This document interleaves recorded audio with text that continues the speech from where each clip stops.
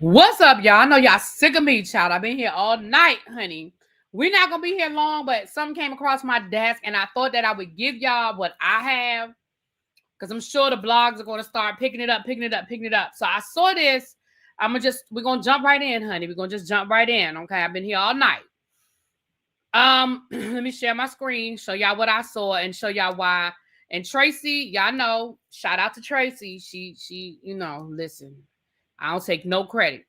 I take no credit, okay? So I saw this yesterday on Facebook. Can y'all see this? Let me make it bigger on the screen. Let me make it bigger. So I saw this on Facebook yesterday. Hold on. Uh-oh. I keep opening up the wrong one. Okay, right here. Sorry. Let me make it a little bit bigger. Oh, not that big. A little bit bigger. Okay. SHAMEA, excuse me. Forget it. I done made it too big again. SHAMEA is engulfed in controversy as bombshell legal filings reveal SHAMEA Morton's husband, Gerald, I'm not going to mess up his last name, is implicated in a massive $1.7 million tax fraud case that could send him to prison for years. Authorities claim that Gerald masterminded a plot involving concealed accounts, overseas transfers, and international financial deception that remained undiscovered for a long time. The revelation has left Bravo viewers in disbelief, with insiders branding it one of the most explosive money scandals in Housewives history. As SHAMEA's lavish reality TV world collides with her husband's impending legal crisis, the repercussions threaten to rattle the Atlanta cast and its foundation. Now, let me be clear. I found no evidence that this was true. I found no evidence that this was true. However,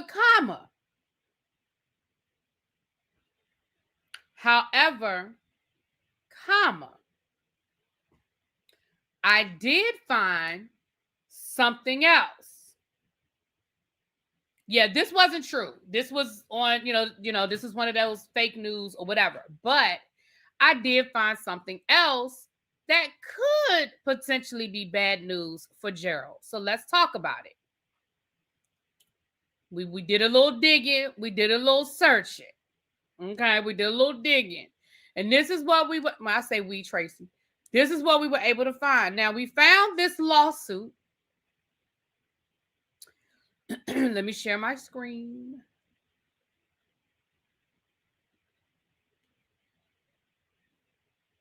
We did find this lawsuit. Now, it was filed in 2017. So y'all be like, really be, this is old. This is from 2017. I know it is from 2017, but let's read through a little bit of it. I'm just going to read the factual information because it deals with a lot of money and moving of money and transfers of money and loans of money. And y'all know that stuff gets boring. Y'all know y'all want the juicy stuff. So I'm going to just show you guys here. So here's PNC Bank is suing Dominion Energy Management, Gerald and Yuri Byrne. Now, this is Gerald's company. If you go over to the LinkedIn, if you go to the Bravo website, you can see that this is the company that is listed as Gerald's business as is connected to SHAMEA. So this is her husband. This is him. Okay.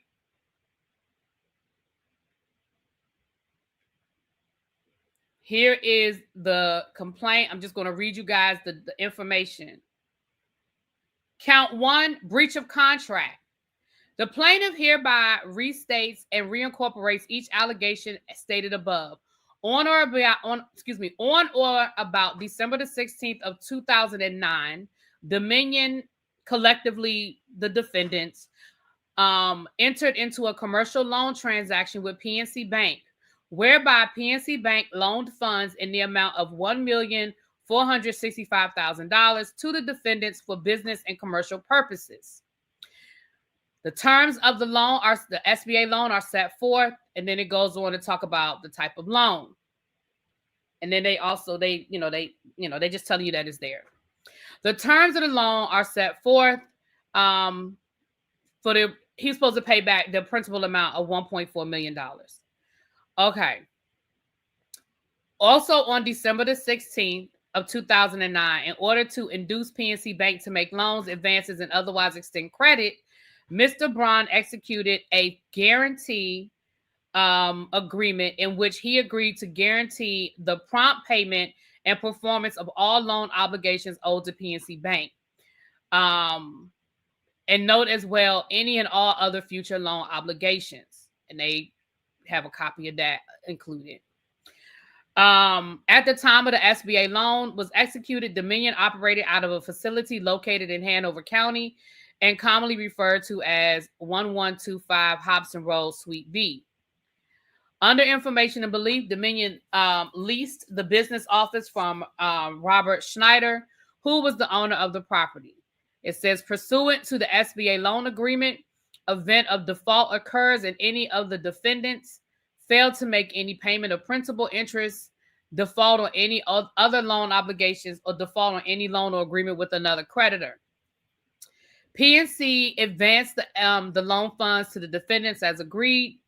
Thereafter, on September of 2016, defendants defaulted on the note by failing to make the payment when due on another loan obligation by and between Dominion and PNC Bank. At or about the same time that the defendants fell into arrears, Dominion also breached its lease by failing to make rent payments to the landlord. Dominion's breach of the lease resulted in its eviction from the business office. And in accordance with the terms of the SBA loan and agreement with the SBA note, upon default, PNC Bank may demand immediate payment of the full outstanding principal of the balance due. On or about October of 2016, PNC Bank sent a letter to defendants with notice of default and demanded immediate payment of the full outstanding balance. Thereafter, on or about November the 3rd of 2016, PNC Bank, through its attorney, sent a letter to the defendant with notice of the default and demanding immediate payment in full of all outstanding loan obligations. Despite demand for payment, defendants have failed and refused to continue to fail or refuse to pay sums owed. As of April of 2017, there remains an unpaid balance due to in the amount of $597,000, which represents the principal, and a balance occurred the prejudgment interest in the amount of another $20,000. Yeah, $20,000. Yeah, I'm reading that right. Plus reimbursable costs and expenses in the amount of $3,000. Pursuant to the terms of the loan agreement, defendants agreed to pay the interest, which accrued on the outstanding principal balance per annum at the adjusted interest rate of 2%. As of April of 2017, the interest rate is 6%. So they just talking about how much these people owe him. Okay. The second count, breach of contract. Visa commercial card agreement. On or about, so that's the first loan that they still owe over $500,000. Here's a Visa account. On or about April the 19th of 2014, Dominion borrowed. They got a Visa commercial card through PNC Bank. I'm just going to get to the amount, and because the point is they defaulted, but I just want to get to the amount. The approved limit in the original amount was $500,000. And then it was reduced from $500,000 to $200,000. And as of this lawsuit, they owe, again, the point is that they owe the money. I just want to get to the point. As of this, they owe $201,000, $893.98. They defaulted. Count 3, breach of contract, commercial line of credit. Same thing with PNC Bank. They had a $400,000 line of credit. They defaulted. Again, ain't no need getting into all of this. They defaulted. And if you read through all of this, you'll see the pattern that they basically just kept taking out loans to pay off the other loan and taking out another loan to pay off the other loan and taking out another loan to pay off the other loan.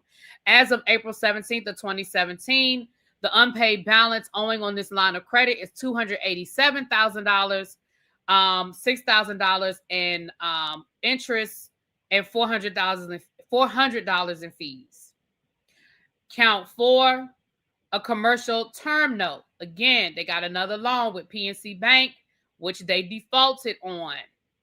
I'm just scrolling to the bottom to get to the amount that they end up owing on this. Again, if we were to read through all of this, which would bore y'all to death, again, they just kept borrowing to pay it off, to borrow it, to pay it off, to borrow it, to pay it off. And this is in the amount of $137,000. So this was the lawsuit, and it was filed in 2017.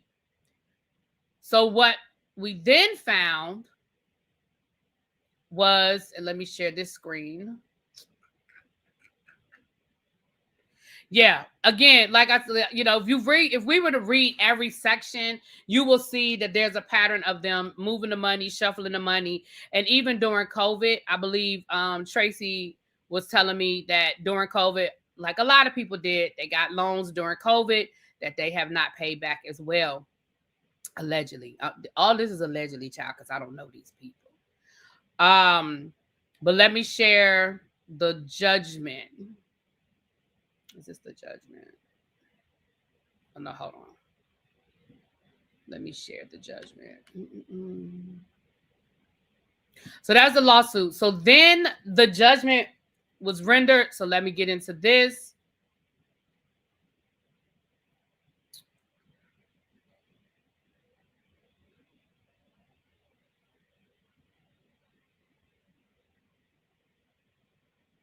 Here we go. All right. So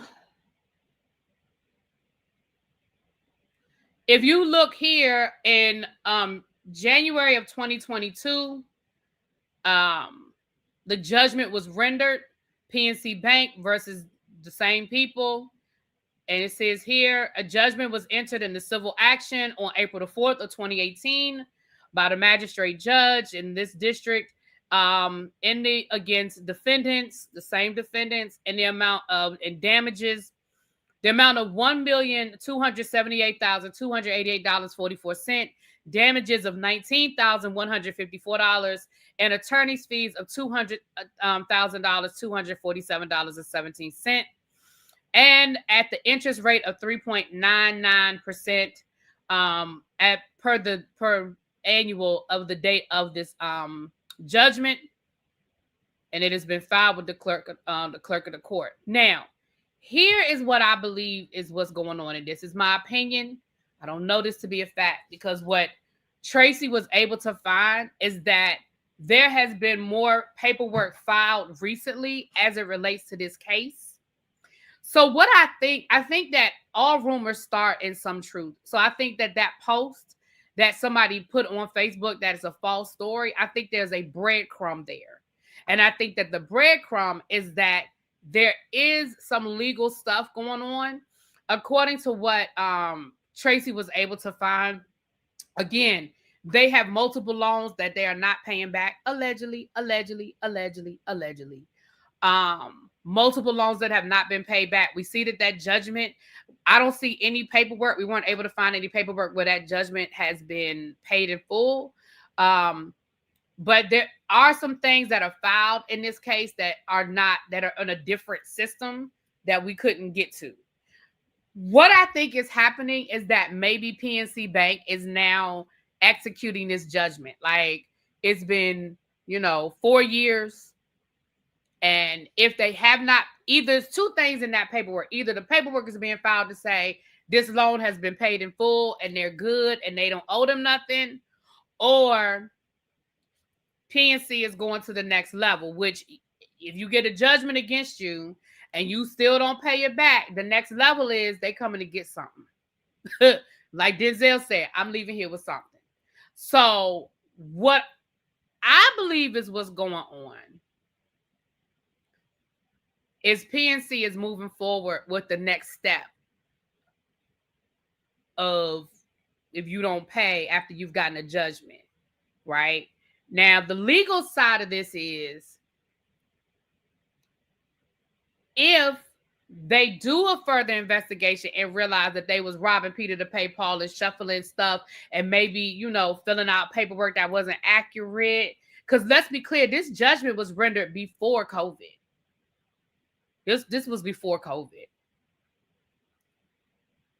So there's legal financial stuff and other person can put a criminal spin on it. Right. I think that the person who posted this, I think maybe I think there might be some whispers going on and people might be talking in them Atlanta streets. And yeah. Here it is right here. Tracy said in June of 2024, the case was opened. And what the belief is, it was opened in Cobb County. And what the belief is that it's going to be a garnishment. Again, I don't have that paperwork in front of me, but we know that there has been movement on the case as recently as June of this year. And that's what I think the breadcrumbs are. No, this case was originally in Virginia, so I don't know if that's where he originally started his company or what have you. And maybe that's what the holdup is, that he moved, that they had to go into a different jurisdiction. Maybe, with COVID put a lot of stuff on hold as it relates to banks being able to collect and being able to come after their money. They put a lot of that stuff on hold. So if the judgment was rendered in 2022, the bank may not have been able to come after him until maybe recently, like maybe within the last 2 years. I'm not really sure when did they end those protections with people paying their rent and their mortgage and loans and all that stuff. Like a lot of that stuff has really just been lifted within the last couple of years. So, and now it looks like he lives in a whole different state. So there may have been hold up in them coming to get their money because of a whole lot of red tape and a whole lot of wrangling and wrangling. Y'all know what I'm saying? In the New York case, is the same thing. Multiple. Okay, wait a minute. Hold on. Listen. Tracy said there's cases in New York, and it's the same thing. Defaulted loans. Okay, so listen, y'all. Tracy pulled this paperwork for me, so I appreciate that. And so she said that there are also cases in New York where he's defaulted on loans. So we have Virginia, we have New York, and we have Atlanta. I bet you if we go through Atlanta, I bet you, well, I wonder, let me not say I bet you. I wonder if there's some cases in Atlanta as well. 2024 things just started to be mandatory to pay again, like student loan debt. Right, Mo Media. Thank you, boo. Exactly. A lot of things are just starting to come, like where the banks and these people can really start coming after you again. Prior, so there were a lot of protections still in place, and which is why I think maybe this stuff is just starting to bubble up now, because, and again, during COVID, they were doing a lot of the PP loans and all that kind of stuff. So they may not have looked at the fact that he had a judgment against him when it came to the PPP loan. He might have been able to get more money because of that. The New York case, Tracy said the New York case started in 2009. Well, so did this case. This Virginia case started in 2009 as well. So they were just getting loans all over the place, huh?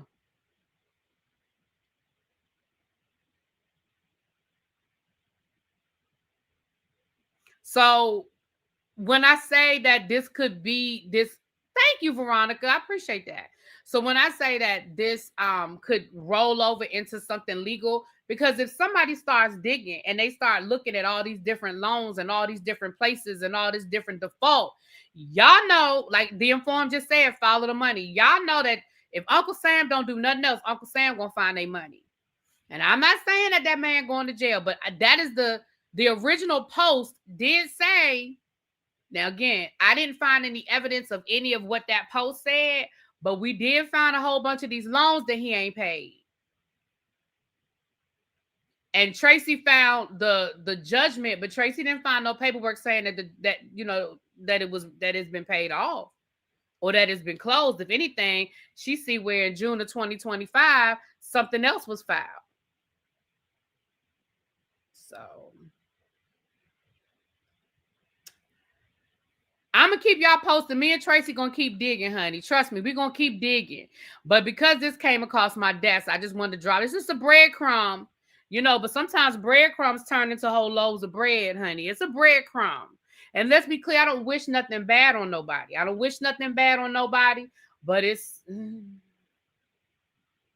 I ain't saying there's fire yet, but there's some smoke. This could be why he never wanted to be on the show. His debtors now know his lifestyle and he probably went bankrupt. Went bankrupt if they go after him. You know what? That's a valid point, Mo Media.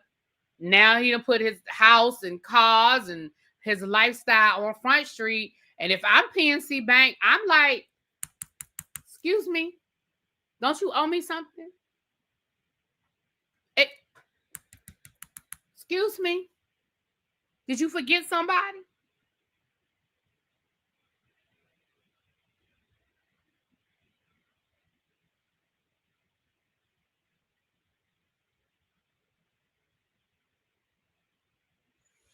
But we'll keep digging, you guys. Like I said, I didn't read every single line of that lawsuit, but I wanted you guys to get just get the gist that he opened up multiple loans that he didn't pay back, lines of credit, loans. And we know that Tracy found cases in New York. Like I said, he got loans during COVID, and from what we saw, he defaulted on them.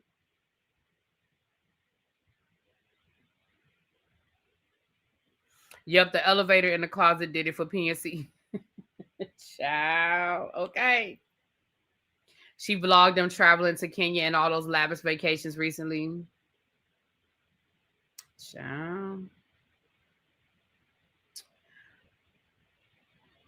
Tracy said he personally guaranteed those loans, so they're going to take that house. Ooh. Yeah. He personally guaranteed those loans, y'all.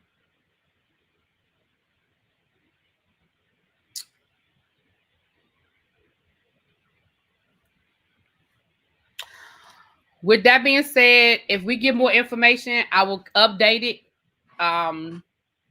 If we get some more clarity, I will definitely keep y'all posted. Thank you again, Tracy, for pulling that information. No, I don't know. I don't know if he's over here on a what type of visa or whatever he's over here on. I don't know. I don't know. That's a good question, though, ain't it? All right, y'all. I will talk to y'all later.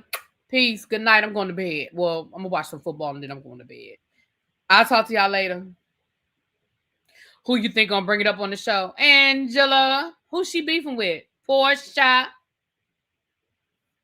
Ciao.